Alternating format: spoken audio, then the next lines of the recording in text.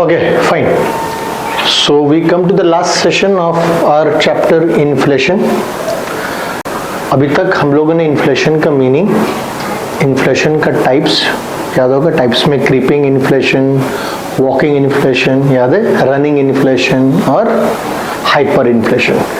उसके बाद हम लोगों ने डिमांड पुल इन्फ्लेशन, उसकी कॉजेस, कॉस्ट पुश इन्फ्लेशन और उसके कॉजेस ये देखे. मतलब इन्फ्लेशन का मीनिंग, इन्फ्लेशन के प्रकार और कारण.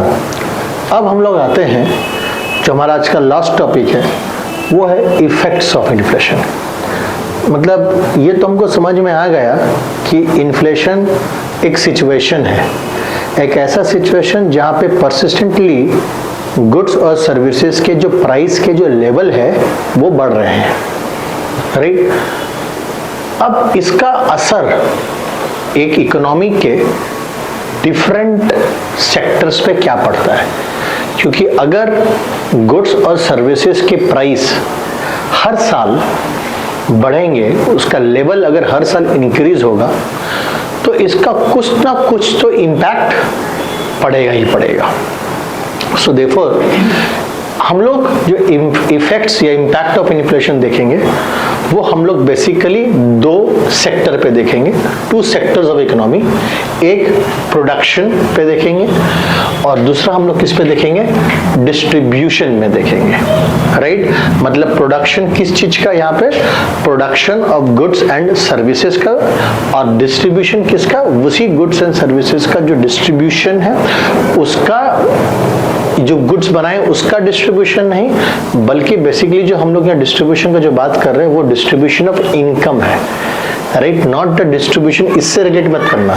ये है इफेक्ट ऑन प्रोडक्शन, ये है effect on distribution, not distribution of the goods and service, the distribution of basically the income, right. क्या है डिस्ट्रीब्यूशन ऑफ इनकम हम लोग देखेंगे. तो अभी हम लोग पहले सबसे शुरू पहले करते हैं. बुक में जो आपका जो इफेक्ट्स है वो इनफेक्ट्स बेसिकली सारा नेगेटिव जो हम लोग देखेंगे, बट कुछ कुछ पॉजिटिव इफेक्ट्स भी है. तो शुरुआत में हम बता दें, एक moderate rise in price has a favourable effect. Moderate मतलब वही 2 से 4-3% का बीच में अगर बढ़े तो कोई प्रॉब्लम नहीं है.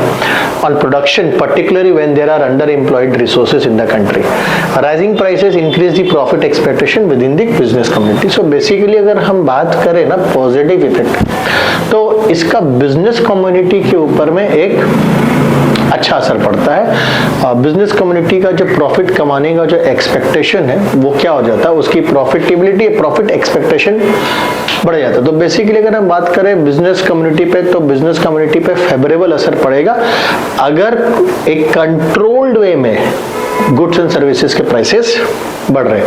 देखो इस पे हम ज्यादा डेप्थ में नहीं जाएंगे क्योंकि ये आपका सिलेबस में भी, स्कोप में भी नहीं है, और इस पर ज्यादा डेप्थ में जाएंगे तो आप कंफ्यूज हो जाइएगा. तो इस पे उतना ज्यादा टाइम हम लोग नहीं दे करके जो हमारा काम का चीज है वो हम लोग देखेंगे बेसिकली. सो अभी हम लोग आ रहे हैं evil effects of inflation on production. So हम लोग नेगेटिव इम्पैक्ट्स बेसिकली देखेंगे. ऐसे सबसे पहले जो हम लोग देखेंगे वो है मिस एलोकेशन ऑफ रिसोर्सेस. अब तुम सोचोगे कि मिस एलोकेशन ऑफ रिसोर्सेस क्या है, ठीक है. मिस एलोकेशन, एलोकेशन का मतलब तो समझ में आ रहा है. एलोकेशन का मतलब होता है डिस्ट्रीब्यूशन, एलोकेट करना, बांटना. मिस एलोकेशन का मतलब क्या होता है, गलत डिस्ट्रीब्यूशन, गलत तरीका से बांटना. अब देखिए समझिए हम क्या बोलना चाह रहे हैं. हम छोटा सा एग्जाम्पल देंगे, बहुत प्रैक्टिकल एग्जाम्पल देंगे, आप लोगों को तुरंत समझ में आ जाएगा. ये जो मेरा बोर्ड है, जिस बोर्ड में हम आप लोगों को पढ़ा रहे हैं, ये मेरा टीचिंग रिसोर्स है. This is my resource. Now at the present I am using this resource to teach, correct, right. And पर स्टूडेंट से हम 1000 रुपीज, 500, 600 जो भी फीस है, एक हम x amount of fees charge कर रहे हैं per month. So this resources is generating me an income. अब हम देखें कि अगर इस बोर्ड को, इसी इंटरैक्टिव बोर्ड में अगर हम इसको वीडियो गेमिंग के लिए यूज करें, तो पर बच्चा को पढ़ा करके अगर हम एक्स कमा रहे हैं तो वही बच्चा को अगर इसमें वीडियो गेमिंग या कुछ दिखा दे तो शायद हम उससे ज़्यादा कमाएंगे। तब हम क्या कर दिए, इस बोर्ड को पढ़ाने के लिए इस्तेमाल करना बंद करके गेमिंग और अलग पर्पस के लिए यूज करना शुरू कर दिए, क्योंकि हम देख रहे हैं कि इकोनॉमी में गेमिंग का क्रेज है, जिसके चलते उसका प्राइसेस उसका बढ़ रहा है, उसका हाई प्राइस है। तो हम एज अ लालची आदमी हम देखें कि जिस चीज में हाई प्राइस है उस चीज को इसको वहां पे क्या करो, इन्वॉल्व करो। पढ़ा के फायदा नहीं है, इसको यहाँ से हटा के व्हाइट बोर्ड लगा दिए, पढ़ाने व्हाइट बोर्ड में पढ़ाना शुरू कर देंगे और इस रिसोर्स को उसको उस जगह में इस्तेमाल करेंगे, उस सर्विस के लिए इस्तेमाल करेंगे जिस सर्विस का प्राइसेस इकोनॉमी में बढ़ रहा है। तो ये क्या हो गया, इसको बोलते हैं मिस एलोकेशन ऑफ रिसोर्स।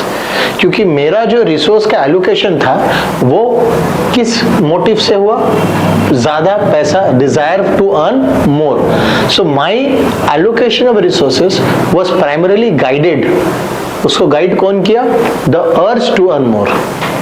उसी तरह से फॉर एग्जांपल जब इकोनॉमी में जब किसी चीज का प्राइस बढ़ता है, तुम लोग देखे होगे कोरोना का समय में, तुम लोग छोटा था उस समय, लेकिन जब कोविड आया था तो कोविड में आदमी जो मोबाइल दुकान था, जो आलू प्याज बेच रहा था, वो लोग भी सैनिटाइजर और मास्क बेच रहा था। क्योंकि कोविड के समय में due to high demand of sanitiser and mask, what happened, the price of the sanitizer and mask increased. So everybody thought कि this is a time to sell mask and sanitizers because इसको बेच करके हम ज़्यादा कमा सकते हैं, इसका प्राइस बढ़ रहा है because of COVID. Everybody is using it, demand is huge, supply अभी उस हिसाब से होगा नहीं तो प्राइस बढ़ेगा। So even a person who were selling vegetables, वो बोला कि हम सब्जी में पूंजी कम लगाएंगे, उसी में से कुछ पैसा हम उठा के इन्वेस्ट कर देंगे सैनिटाइजर और मास्क बेचने में। So what happened? The money which was supposed to be invested for purchasing, for buying the vegetables, but that money was invested to buy sanitizers. मतलब उसको एक सब्जी वाला को सब्जी खरीदने में इन्वेस्ट करना चाहिए था, वो सब्जी नहीं खरीद के सब्जी का खरीदारी को कम करके वो सैनिटाइजर खरीद रहा है, मास्क खरीद रहा है। तो उसने अपने पैसा को अपना पैसा का जो एलोकेशन था वो गलत तरीका से कर दिया, बिकॉज उसको प्रॉफिट ज्यादा कमाना था।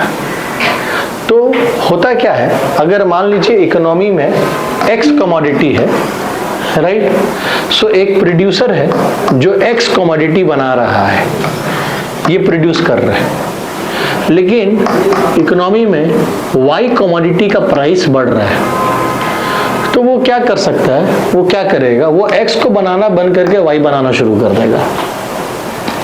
भले इस वाई जो कमोडिटी है वो इकोनॉमिकली इंपॉर्टेंट नहीं है, शायद हमारा देश का इकोनॉमी के लिए x commodity was more important, ये बनना चाहिए था। लेकिन सिंस ये कमोडिटी, ये प्रोडक्ट का प्राइसेस बढ़ रहा है, इसीलिए क्या किया गया, वो प्रोड्यूसर ने इसमें अपना इन्वेस्टमेंट, इसमें रिसोर्सेज को नहीं डाल के उसी रिसोर्सेज को उसने क्या कर दिया, वाई में क्या कर दिया, डाइवर्ट कर दिया। वाई में क्या कर दिया, डाइवर्ट कर दिया। सो उसने अपने रिसोर्सेज को, जो रिसोर्सेज यहाँ जाना चाहिए था, वो रिसोर्सेज को यहाँ भेज दिया। So these are the examples of misallocation of resources. Next जो होता है वो होता है reduction in savings. अब savings में अगर reduction होगा तो इससे production पे क्या असर पड़ेगा, ध्यान से समझिए। जब हम सेविंग्स का बात करते हैं तो हम किसका सेविंग्स का बात कर रहे हैं, हमारे जैसे, आपके जैसे जो लोग, जो जनरल सर्विस क्लास लोग जो है, राइट, हम लोग सेविंग्स का बात कर रहे हैं। ये हमारा बिजनेस लाइफ में सब सेविंग्स करते हैं। अब जब इन्फ्लेशन आता है तो ऑब्वियसली इन्फ्लेशन में क्या होता है कि आपका घर का खर्चा बढ़ जाएगा, राइट। इन्फ्लेशनरी सिचुएशन तो वही है ना, जहां पे प्रोडक्ट और सर्विसेज की जो प्राइसेस है वो बढ़ रहे हैं। अब उसके चलते क्या होगा, एक आम जनता का, एक आम आदमी का अगर हम बात करें तो उसका तो महीना का खर्चा भी बढ़ रहा है। अगर उसका महीना का खर्चा बढ़ रहा है तो उसका जो सेविंग्स है, जो बचाता था, वो कम हो जाएगा। अगर पहले वो x अमाउंट बचाता था तो इन्फ्लेशनरी सिचुएशन में उसका सेविंग x माइनस हो जाएगा, x माइनस 1, x माइनस 2 कुछ तो डिडक्ट होगा। ठीक है, ये तो सर समझ में आ गया कि इन्फ्लेशन सिचुएशन में, इन्फ्लेशनरी सिचुएशन में एक नॉर्मल हाउसहोल्ड जो है उनका खर्चा घर का बढ़ जाता है, मंथली एक्सपेंसेस बढ़ जाते हैं due to the increase in the prices and savings घट गया।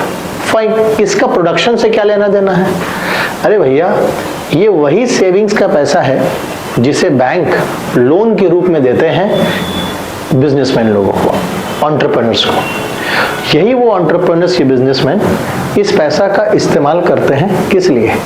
इन्वेस्टमेंट्स करने के लिए, नए प्रोजेक्ट्स के लिए, नई फैक्ट्री, नई इन्वेस्टमेंट सेटअप करने के लिए एंड प्रोडक्शन पर्पस के लिए। तो अगर सेविंग्स में रिडक्शन होगा, तो ये अल्टीमेटली इसके चलते इन्वेस्टमेंट में भी रिडक्शन हो जाएगा, क्योंकि अगर सेविंग कम होगा तो ऑब्वियसली बैंक के पास एडवांसेस या लोन देने के लिए जो अमाउंट है, फंड, वो भी क्या हो जा रहा है? कम हो जा रहा है। Because always remember, your investment in an economy depends upon the savings, because banks uses this savings, mobilizes this savings, right? इस फंड को, सेविंग्स को क्या करता है? उन लोगों तक पहुंचाता है जो इन पैसा का प्रोडक्टिव तरीका से यूज करेगा, जो इस पैसा को इन्वेस्ट करेगा, फैक्ट्री में इन्वेस्ट करेगा, नया वेंचर, नया बिजनेस सेटअप करेगा, खड़ा करेगा। तो अगर इन्वेस्टमेंट कम होगा तो प्रोडक्शन भी कम हो जाएगा। इसीलिए इसका इफेक्ट, रिडक्शन इन सेविंग का इफेक्ट प्रोडक्शन में पड़ रहा है, because reduction in saving means reduction in investment, reduction in investment means reduction in production, right? So that is evil effect. Next होता है hoarding. What are hoarding? You know what is hoarding? जानबूझ करके इस तरह के जो shrewd businessman होते हैं, जो ग्रीडी बिजनेसमैन होते हैं, वो लोग ज्यादा पैसा कमाने के लिए जानबूझ कर क्या करते हैं? होर्डिंग मतलब स्टॉक, जो गुड्स है उसका सप्लाई को रोक देते हैं ताकि मार्केट में एक आर्टिफिशियल डिमांड क्रिएट हो जाए। Now try to understand। अब ये एक आलू का व्यापारी है मान लीजिए, हालांकि ऐसे आलू का व्यापारी नहीं दिखता है कोट पैंट पहन के, पर जो भी है, ये मान लो ये आलू का इसका गोडाउन है। अब इसका कोल्ड स्टोरेज है, कोल्ड स्टोरेज में इसका आलू रखा हुआ है। अब इसने मान लो 2 रुपया केजी करके आलू खरीदा है, 1000 केजी, 2 रुपया केजी फार्मर से उठाया, 2000 रुपया का 1000 केजी 2 रुपया करके करता।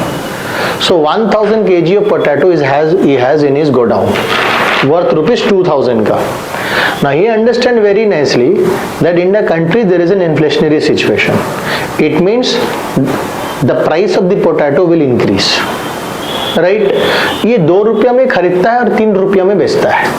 जो अभी प्राइस है आलू का वो 3 रुपया पर केजी है, मार्केट में बिक रहा है, कस्टमर इसी में खरीद रहे हैं। ये 2 रुपया में खरीद के रखा हुआ है, तो अभी इसका फिलहाल 1 रुपया का मार्जिन है प्रॉफिट कमाने का।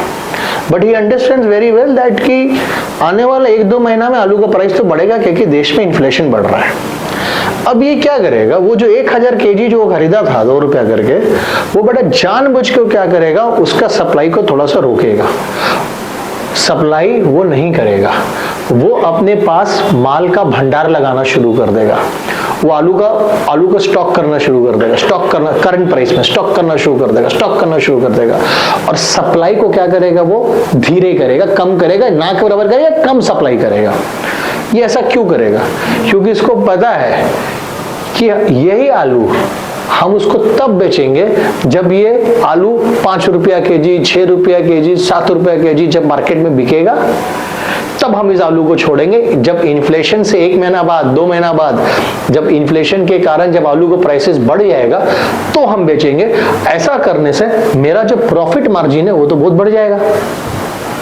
जहां करंट सिचुएशन में हम बेच करके 1 रुपया का प्रॉफिट कमाते, पर केजी 1 रुपया प्रॉफिट कमाते, वही पर केजी अगर हम थोड़ा सा रुक जाएं, 1-1.5 महीना, 2 महीना, 3 महीना रोक दे आलू का सप्लाई और वेट करें कि आलू का दाम बढ़ रहा है, हम क्या करें, होर्डिंग करना शुरू कर दें, मतलब अपने पास रखना शुरू कर दें, उसका स्टॉक पाइलिंग करना शुरू कर दें, तो क्या होगा, 2-3 महीना बाद जब यही आलू 5-6 रुपए में बिक्री करेगा, जहां हम 1 रुपया कमाने को वहां पे 4 रुपया कमाएंगे हम पर, तो मेरा प्रॉफिट, मेरा मुनाफा 400%, 4 टाइम्स बढ़ सकता है, just by keeping the stock with you, because you have purchased at the lower price, right? But you know that in 2 months of time, 3 months of time, 4 months of time, there will be a rise in the price due to inflation. So now he will not want to sell. Now he will try to keep everything with himself. वो अपने पास रखेगा. समझ में आ रहा है? So this is basically what this kind of businessman does. इसलिए तुम कभी कभी देखोगे चीनी का दाम पूरा बढ़ गया, प्याज का दाम पूरा बढ़ गया, फिर धीमे हो जाता है, नीचे आ जाता है. क्यों? जैसे प्याज का दाम बढ़ा, जैसे चीनी का दाम बढ़ा, अभी लोग बेचना हल्का हल्का हल्का हल्का हल्का हल्का, चलो प्रॉफिट कमा रहा है ज्यादा. तो ये बेसिकली होर्डिंग है. अपना स्टॉक मेंटेन करना, स्टॉक ज्यादा रखना, स्टॉक करना और रिलीज कम करना, राइट. नेक्स्ट आता है फॉल इन क्वालिटी. अब देखो फॉल इन क्वालिटी का मतलब क्या हुआ, क्वालिटी में गिरावट. What do you understand by the fall? So this is basically hoarding. पूरा स्टॉक पे पास रिलीज नहीं कर रहा है. फॉल इन क्वालिटी का मतलब क्या होता है? अच्छा, यहाँ पे एक और उससे पहले आता है discourages foreign capital. Foreign capital, देखिए हमारे देश में तो फॉरेन कंपनीज भी तो आगे इन्वेस्ट करते हैं. आज एप्पल अपना फैक्ट्री प्लांट डाल रहा है, और भी बहुत सारे कंपनीज हैं जो हमारे इंडिया में अपना प्लांट डाला हुआ है. इंडस्ट्री, उनका फैक्ट्री, आज होंडा बोल लीजिए, हुंडई बोल लीजिए, बहुत सारे 2 व्हीलर्स, मोबाइल कंपनीज, बहुत सारे कंपनीज हमारे इंडिया में अपना उनका फैक्ट्री है. तो क्या होता है, फॉरेन का पैसा आता है हमारे देश में, इन्वेस्ट होता है. लेकिन अगर मेरा देश में इन्फ्लेशनरी सिचुएशन रहेगा, अगर मेरा देश में हर साल प्राइसेस सब चीज का बढ़ रहा है, इन्फ्लेशन माने 7% 8% का रेट में है, ऐसा रेट ऑफ इन्फ्लेशन जो फेवर में नहीं है, जो फेवरेबल रेट नहीं है, मॉडरेट नहीं है, अबव मॉडरेट, तब फॉरेन कंपनीज आने से डरते हैं. डरते मतलब क्या, वो लोग आएगा ही नहीं, वो लोग आपके कंपनी में इन्वेस्ट ही नहीं करेगा. सो जो फॉरेन कंट्री से जो फ्लो आ रहा है वो कम हो जाएगा. अब ऐसा क्यों होगा? क्योंकि सिंपल सी चीज है.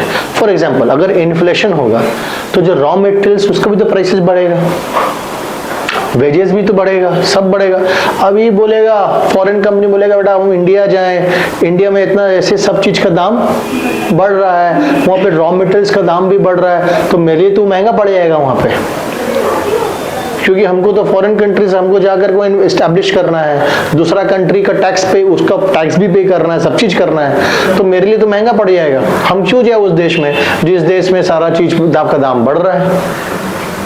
सो देयरफॉर ये लोग क्या करेगा, रिफ्रेन करेगा इंडिया में आने से. जिस देश में इन्फ्लेशन, वहां पे रिफ्रेन करेगा, जाना नहीं चाहेगा. तो उसके चलते क्या होगा, जो फॉरेन से जो पैसा, जो तुम्हारा फॉरेन करेंसी है, जो फॉरेन कैपिटल जो तुम्हारा देश में आता है, वो फॉरेन कैपिटल आना बंद हो जाएगा. सो डिस्करेज करेगा. बंद मतलब पूरा नहीं, बट जो जितना आना चाहिए था उतना नहीं आए. नेक्स्ट है फॉल इन द क्वालिटी. यहाँ पे जो फॉल इन क्वालिटी की बात हो रहा है, किस चीज का क्वालिटी का बात हो रहा है? यहाँ पे बात हो रहा है fall in the quality of goods and services. अभी छोटा सा एग्जांपल हम तुमको देते हैं. मान लो इन्फ्लेशन के चलते सारा चीज का दाम बढ़ रहा है, मेरे लिए भी तो खर्चा बढ़ रहा है, इस जगह का रेंट बढ़ जाएगा, इलेक्ट्रिसिटी बिल बढ़ जाएगा, सब मेरा खर्चा, मेरा भी तो कॉस्ट ऑफ सर्विस, यहाँ पे आके पढ़ाने का जो मेरा खर्चा वो भी बढ़ जाएगा. अब अगर मेरा खर्चा बढ़ेगा तो हम आपका फीस बढ़ाएंगे. अब जब हम आपका फीस बढ़ाएंगे तो एक पॉसिबिलिटी है कि फीस बढ़ाने के चलते आप छोड़ सकते हैं कि नहीं, इतना फीस दे करके हम कॉमर्स को ट्यूशन नहीं करेंगे, इससे बेस्ट कि हम ऑनलाइन कर लेंगे, हम यूट्यूब वीडियोस देख लेंगे, फलाना पढ़ने तो है, रट्टा मार के लिख के दे देंगे, हमको ट्यूशन की जरूरत नहीं है, क्योंकि फीस बढ़ रहा है. सो जब गुड्स प्रोडक्ट्स का प्राइसेस, सर्विसेज का प्राइसेस जब एक बिजनेसमैन बढ़ाता है, प्रोड्यूसर बढ़ाता है तो चांसेस ये भी तो है, पॉसिबिलिटी उसका एक अदर साइड ये भी है कि वो अपना कस्टमर, अपना कंज्यूमर खो सकता है। तो क्या है उपाय? ठीक है भाई, हम 1000 रुपया में ही पढ़ाएंगे, ठीक है, हम 500 रुपया में ही पढ़ाएंगे, जितना हमें फीस लेते तो उतना ही पढ़ाएंगे, लेकिन अब हम क्या करेंगे, जहाँ सप्ताह का 3 दिन पढ़ाते तो वहाँ 2 दिन कर देंगे। समझ में आ रहा है कि नहीं आ रहा है? ठीक है, जितना मेहनत से पढ़ाते तो उतना मेहनत नहीं करेंगे, सीधी सी बात है। क्वालिटी खराब होने लगेगा क्योंकि हमको लगेगा हमको मेरा वर्थ नहीं मिल रहा है। आज एक प्लेट बिरयानी बन रहा है 100 रुपया में, क्योंकि आज का करंट प्राइस के हिसाब से बिरयानी का जितना भी सामग्री है, राइट, वो सारे सामग्री डाल करके 100 रुपये में बनकर तैयार हो जा रहा है। अब कल को चावल का दाम बढ़ेगा, शेफ अपना वेजेस बढ़ाएगा, बिरयानी बनाने का जितना मसाला उसका दाम बढ़ जाएगा। तो अब जो रेस्टोरेंट वाला है या तो उसको बिरयानी का प्राइस बढ़ाना पड़ेगा। अब वो सोच रहा है अगर हम 100 से 150 कर देंगे, 120 कर देंगे, 130 कर देंगे तो कस्टमर बिरयानी का सेल मेरा कम हो जाएगा। तो वो क्या करेगा, ठीक है भैया हम 100 रुपया प्लेट बिरयानी खिलाएंगे, तो फिर वही कौवा बिरयानी खिलाना पड़ेगा। बढ़ा देगा बीमारी। जो बीमार वाला चिकन है, जो चिकन मरने वाला लोग है, आधा दाम वो लोग वही सब खरीद के मैंने क्वालिटी खराब कर देगा। जहाँ 10 मसाला जा रहा था बिरयानी में, वहाँ पे 6 मसाला मारेगा, 4 मसाला रोक देगा, तो आपको फिर फॉल इन क्वालिटी हो जाएगा। चिकन की जगह में देखोगे साला कुछ भी जानवर मार के खिला दिया तुमको, तो कुछ भी हो सकता है, तो फॉल इन क्वालिटी हो जाएगा। समझ में आ रहा है? सो ये होता है फॉल इन क्वालिटी, और ये तभी होगा जब ये बेसिकली कॉस्ट पुश इन्फ्लेशन के समय में आएगा। जब कॉस्ट सब चीज का बढ़ रहा है, आप बिजनेस में प्रोड्यूसर बोल रहा है भैया हम, वो सोच रहा है बेचारा दुविधा में पड़ गया कि बढ़ाएं तो फंस जाएंगे, तो इससे अच्छा काम करो, कस्टमर खोना नहीं है, वही प्राइस रखते हैं लेकिन थोड़ा सा क्वालिटी में कॉम्प्रोमाइज कर लेते हैं। तो ये इविल इफेक्ट है ऑन प्रोडक्शन। समझ में आया? तो इसी के साथ हमारा चैप्टर होता है कंप्लीट। क्या और किसी पे इफेक्ट है क्या? डिस्ट्रीब्यूशन पे भी कर लेते हैं ना, स्कोप में शायद नहीं, लेकिन हम लोग कर लेते हैं इसको, जल्दी से रैप अप कर लेंगे, हम लोग रैप अप कर लेते हैं। Let's wrap up on the distribution पे भी जो अपना ये है ना, वो भी कर लेते हैं हम लोग। इफेक्ट ऑन डिस्ट्रीब्यूशन बहुत सिंपल है, इसको जस्ट नक्शल में बता देते हैं तुम लोगों को। Effects and distribution, distribution basically जब हम लोग यहाँ पे इफेक्ट्स ऑन डिस्ट्रीब्यूशन के बारे में जो हम लोग बात कर रहे हैं, तो यहाँ पे बेसिकली हम लोग इन्फ्लेशन, डिस्ट्रीब्यूशन ऑफ इनकम के बारे में बात कर रहे हैं, ठीक है। So effects of inflation on the different section, मतलब डिफरेंट सेक्शन ऑफ सोसाइटी का जो इनकम है उसका इनकम पे क्या इफेक्ट पड़ेगा। तो जो पहला इफेक्ट जो आपके बुक में है वो है डेटर्स एंड क्रेडिटर्स। डेटर्स और क्रेडिटर्स कौन होते हैं? डेटर क्रेडिटर्स को अगर ब्रीफ में समझना बहुत इजी भाषा में, डेटर वो होते हैं जो पैसे बोरो करते हैं, जिन्होंने लिया है, और क्रेडिटर वो होते हैं जिन्होंने पैसा लेंड किया है, ठीक। जब इन्फ्लेशन का सिचुएशन होता है ना, जब इन्फ्लेशनरी सिचुएशन होता है तो डेटर गेन में होता है और जो क्रेडिटर है वो लॉस में होगा, ये लूज करेगा। कैसे? अब से फॉर एग्जांपल हम तुमको आज 5,000 रुपया दिए, ठीक, या हम तुमको आज 5,000 का माल दिए, रॉ मटेरियल हम तुमको गुड सप्लाई किए, तू हमसे 5,000 का सामान खरीदा। आज मान लो आज मान लो 7 नवंबर 2024, और इस 5,000 रुपये को पे करने के लिए हम तुमको 3 महीना का समय दिए। तो दिसंबर, जनवरी, फरवरी, 7 फरवरी 2024 मेरा, सॉरी 25, मेरा फरवरी 2। सो मेरा परचेज, हमने आपसे माल कब खरीदा? हमने तो आज खरीदा ना, ठीक है। आज मैंने आपसे 5,000 का माल खरीदा, हमको कह जैसा आपको पैसा आज दे देना चाहिए था, हमने आपको 5,000 रुपये आज नहीं दिया, हमने बोला हमको उधारी दो। ये 5,000 रुपये हम तुमको इस दिन देते हैं 3 महीना बाद। अब छोटा सा एक चीज बताओ, कि क्या 7 नवंबर का 5,000 का वैल्यू और 7 फरवरी 2025 का 5,000 का वैल्यू मतलब परचेजिंग पावर, 5,000 से जो तुम कर सकती थी 7 नवंबर को, जो चीज तुम खरीद सकती थी, क्या वही चीज 5,000 से तुम खरीद सकती हो 7 फरवरी को? नहीं खरीद सकती है इन्फ्लेशनरी सिचुएशन में। इसका मतलब ये होता है कि जिसने पैसा उधार लिया, जिसने माल उधार में खरीदा, उसके पास वैल्यू ऑफ मनी उस समय हाई था, और जब इसको पैसा बेचारा को मिलेगा वापस, राइट, क्रेडिटर को जब पैसा वापस मिलेगा जिसने उधार दिया था, तो उसको जब पैसा मिल रहा है तो उस समय में वैल्यू ऑफ मनी उसका कम है। सो देयरफॉर देखो, अब इस पे थोड़ा सा डेप्थ में जाएंगे तो इसलिए होता है इंटरेस्ट का कॉन्सेप्ट। इसलिए जो उधार में माल बेचता है वो क्या करता है, उधार में लोगे तो हम थोड़ा सा दाम बढ़ा देंगे, ताकि वो इसलिए बढ़ाता है ताकि वो जो मनी का वैल्यू जो लूज होगा वो 2-3 महीना में उसको कंपेंसेट किया जा सके। बट जनरली अगर वही दाम में बेच रहे हैं तो जो डेटर है वो तो फायदा में होगा, क्योंकि डेटर को जो वैल्यू मिला वही पैसा का वैल्यू 3 महीना बाद क्रेडिटर को जो मिलेगा, जब वापस करेंगे तो उस समय तो वैल्यू कम है। सो डेटर्स और क्रेडिटर्स के ऊपर में यही इफेक्ट है कि बच्चा debtors will be at gain and creditors will be at loss. अगर हम बात करें फिक्स्ड इनकम ग्रुप के ऊपर में, फिक्स्ड इनकम ग्रुप कौन होता है? Fixed income group, fixed income group वो लोग होते हैं जो सैलरीड और वेज क्लास जो होते हैं, जिनको महीना का एक फिक्स्ड जो सैलरीड या वेजेस वाले होता है, जिनको महीना का एक फिक्स्ड इनकम मिलता है। जैसे salary is always fixed, wages are always fixed. जो फिक्स्ड इनकम के जो लोग होते हैं ना, ये लोग लूज करते हैं। क्यों लूज करते हैं? क्योंकि इनका तो ये चीज फिक्स्ड है, आमदनी तो फिक्स्ड है, बट इन्फ्लेशनरी सिचुएशन के चलते जो आपका घर का खर्चा है वो क्या हो रहा है, वो तो बढ़ रहा है। So the income remains the same, the आमदनी remains the same, but जो तुम्हारा खर्चा है that is increasing because of the inflation. So since the prices of goods and services are rising, and उसका इसीलिए सैलरी और वेजेस हर साल बढ़ाया जाता है। क्यों बढ़ाया जाता है? ताकि ये अपना मेकअप कर पाए, इन्फ्लेशन को बीट कर पाए। जनरली सैलरी का हाइक कितना होना चाहिए? इन्फ्लेशन अगर 6% है, साल का 6% से इन्फ्लेशन बढ़ रहा है, इन्फ्लेशन हो रहा है, तो एटलीस्ट इससे ज्यादा सैलरी का हाइक होना चाहिए, तब जाकर के 8, 9, 10 तब जाके ये बचा पाएगा।